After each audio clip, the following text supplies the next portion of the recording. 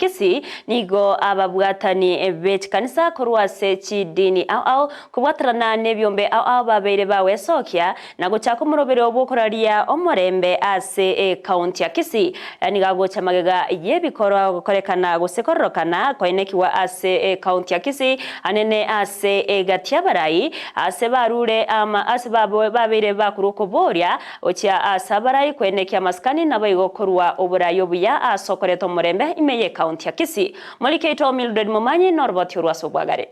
Ebyombe byechikanisa bikoragwa na Kenya Conference of Catholic Bishops, National Council of Churches of Kenya, USAID, Subkem amon ebyombe au bikwegera obo ene bwamwanya bantu insi y'omurubuli Mulika Initiative nigo bachakia campaign yokoraria omorembe gochiase abananchi amon abarai babo omorembe oyobeire kogoturubanirwa asamatko abangwaiga ime county ya Kisii ase basabire abarai bonsi imensi ya Kenya otwara amaskani ne chimbu chingiya chinga kibare ase oburai tuachirega tubekira mone kanisa ya Catholic nechi kanisa chinde chionsipi aba Islamu nobara nabagaka bigekoro notora koriya chinchira nechinga kochiokoreto morembe asobo menyi bwito bunaba Gusii naende ate irunse buna oina masikani igakubwatia eki abande bamotebiri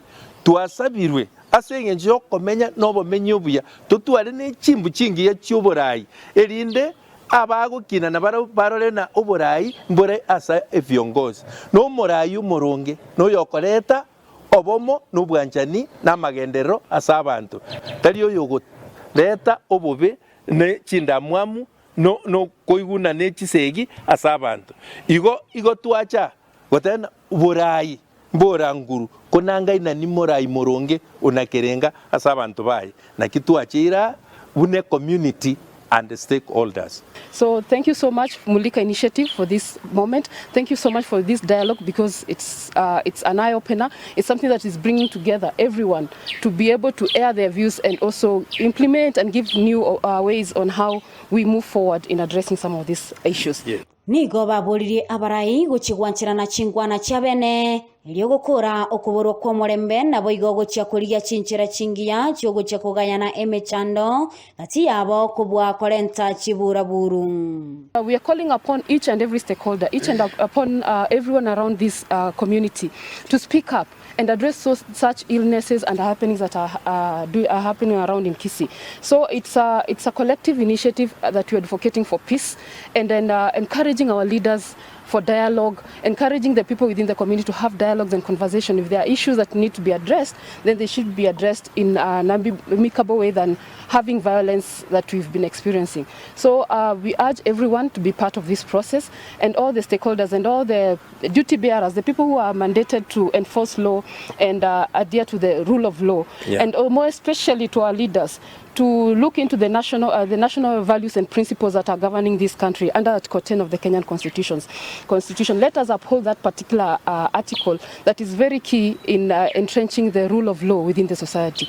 Sechinga kiechoni gobono basaba abarayigo cyakubwaterana lyokorenta abagusi ase obomo na boigo ense ya Kenya yonsi.